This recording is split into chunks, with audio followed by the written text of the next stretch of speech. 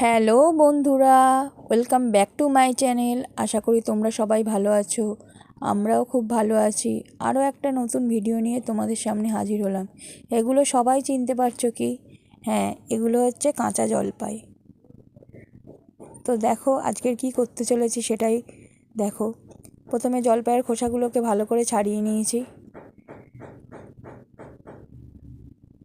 তো আমি জলপাইয়ের খোসা ছাড়িয়েই করি, অনেকে জলপাইয়ের খোসা ছাড়ায় না, মানে আস্তই দিয়ে দেয়। তো জলপাইয়ের খোসাগুলোকে ছাড়িয়ে নিয়ে এবার দেখো জলপাইগুলোকে সেদ্ধ বসিয়ে দিচ্ছি কুকারে। এই কুকারের মধ্যে দিয়ে দিলাম খোসা ছাড়ানো জলপাইগুলোকে।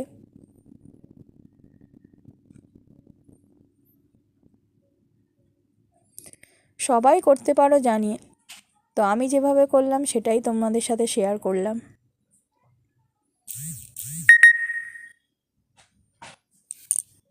এই দেখো কুকারের ঢাকনি দিয়ে কুকারটাকে বসিয়ে দিলাম। মোটামুটি 5-6টা সিটি পড়লেই জলপাই গলে যাবে। দেখো আমার পুরো জলপাই একদম গলে গেছে। তো কুকার থেকে বের করে সেদ্ধ জলপাইগুলোকে ঠান্ডা করতে দিয়ে দিলাম। এবার দেখো ভালো করে জলপাইগুলোকে মেখে নিচ্ছি, মানে চটকে নেওয়া যাকে বলে আর কি, চটকে নিচ্ছি। পুরো দেখো সেদ্ধ হয়ে গেছে জলপাইগুলো, একদম কাদার মতো হয়ে যাবে।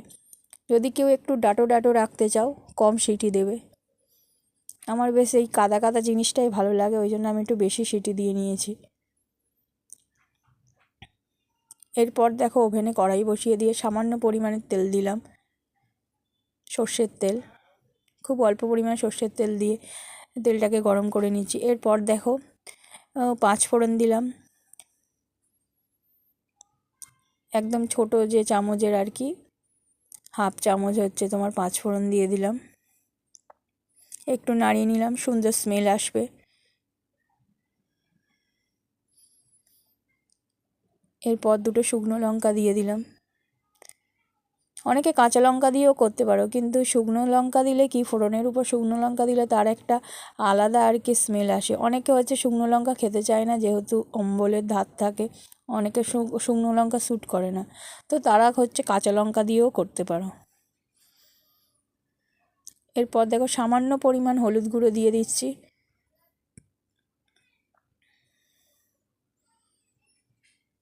দিয়ে একটু নাড়িয়ে নিলাম।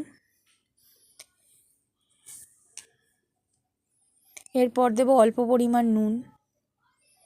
নুন না দিলে তো কোনো জিনিসেরই টেস্ট হয় না, জানোই, সে যে কোনো রান্নাই বলো। তো সামান্য পরিমাণে নুন দিয়ে দিলাম।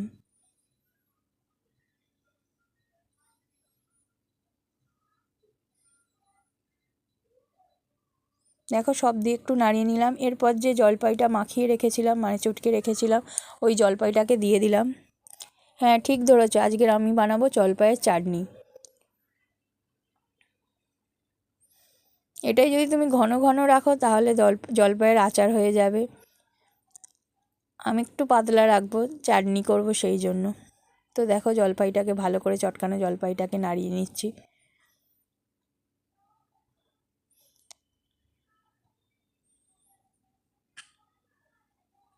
আমার তো জলপাইয়ের চাটনি খুব ভালো লাগে, তোমাদের কার কার ভালো লাগে আমাকে অবশ্যই কমেন্টে জানিও। দেখো নাড়িয়ে নিলাম জলপাইটাকে ভালো করে। এরপর দেবো সামান্য পরিমাণ জল।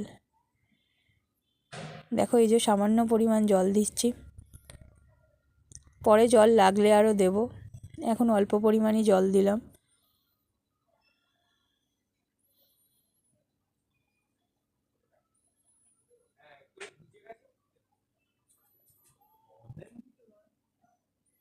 এরপর দেখো চিনি দিয়ে দিলাম, যেটা মাস্ট।